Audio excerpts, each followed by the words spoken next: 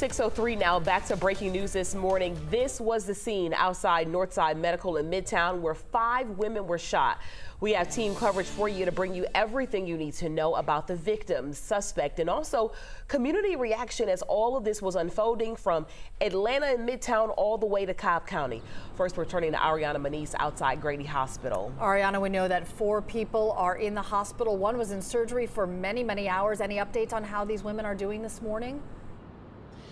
Well, Shara and Aisha, the moment these 4 victims, who were all women, arrived here at Grady Hospital, hospital officials say they immediately went into treatment. And sadly, one of the victims, the 5th victim, she died at the scene. Her name is Amy St. Pierre. She was 39 years old and an employee with the CDC. Meanwhile, the other 4 victims, they continue to recover this morning here at the hospital.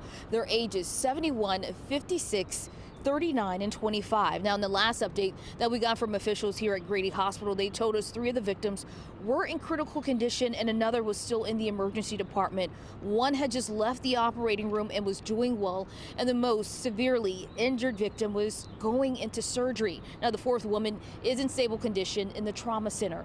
Now, the chief medical officer at Grady Hospital says his staff, they were standing by ready to take care of these patients, these victims rather, the moment they arrived here. Take a listen. So they went directly from the emergency department to the operating room. The other one went straight from the emergency room to the interventional radiology suite. None of them were delayed by more than any time at all because we were ready for them immediately. Meanwhile, the patients, the victims, they will recover here at Grady Hospital in the ICU. The chief medical officer, he also went on to say that these women, they have a long road to recovery ahead of them. Now, while hospital staff was taking care of those victims here at Grady Hospital, a manhunt was underway searching for that suspect who is now in custody. And that's when we sent things over to Molly Oak, where he's in custody at the Fulton County Jail. Molly?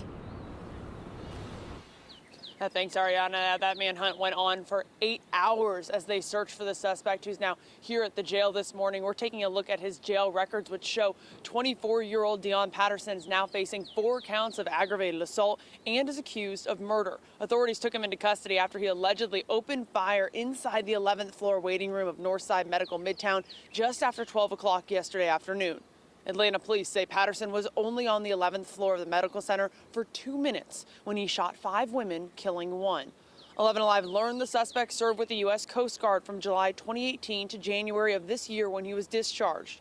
We've also uncovered several arrests. Henry County officers charged him 3 times as a teen, once for a small amount of marijuana, twice for probation violations. Patterson was also arrested for speeding in Missouri. Now, we're still working to learn when Patterson's first appearance will be.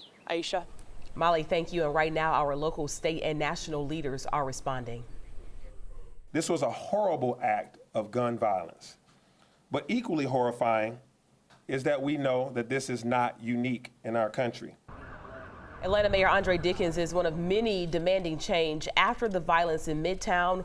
Reaction is coming in from Atlanta and as far away as our nation's capital. Jerry Carnes joining us in studio now. Jerry, we've heard from the mayor, from the governor, and our U.S. senators.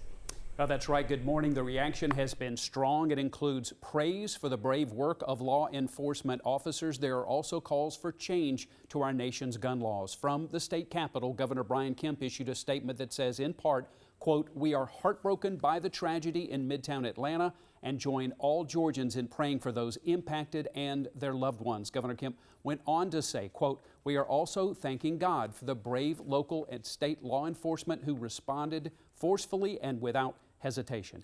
U.S. Senator John Ossoff is among the elected leaders calling for change. From the nation's capital, he issued a statement where he called the shooting horrific, an attack on all Georgians. Quote, "The level of gun violence in America today is unconscionable and unacceptable." His fellow U.S. Senator Raphael Warnock took to the floor of the Senate to say that legislation that's been passed so far to curb gun violence has not been enough.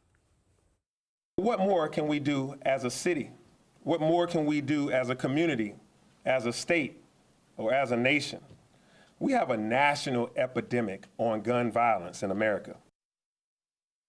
Well, that, of course, was Andre Dickens. We did hear from Raphael Warnock. We'll hear more from him coming up in the next half hour. Meanwhile, City Councilman Amir Faroqi represents the area of Midtown where this shooting took place. He issued a statement that said, in part, that there are common sense solutions to reduce gun violence and that, quote, we have to adopt them. Cheryl. A lot of conversations will continue in the days ahead, Jerry. Thanks a lot. Despite the chaos across Metro Atlanta, yesterday's final exam schedule for Georgia Tech students ran as scheduled, but some students had to miss those exams because the shelter-in-place order for that Midtown area was happening as they were supposed to be taking tests. This morning, the university is urging any students who missed exams just to reach out to their instructors who will work with them to reschedule. And Cheryl, this was scary for so many people when you talk about sheltering in place and just sort of being on lockdown in such a widespread area. You guys were here yesterday on air as this was happening. What was that like in that moment? Because there were so many questions and uncertainties. Yeah, just kind of unfolding moment by moment, and tens of thousands of people impacted. You know, you had law enforcement from all kinds of different jurisdictions, even the FBI and Secret Service descending on Midtown, but other than that, it was empty.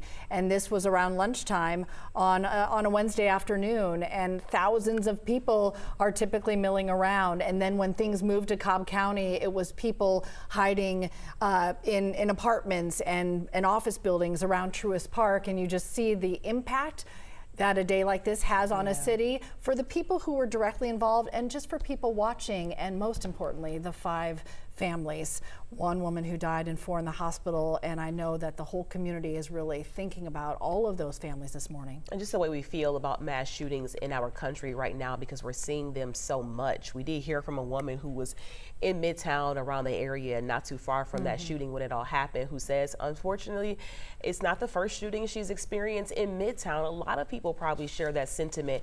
Hear more from her experience right now on 11alive.com.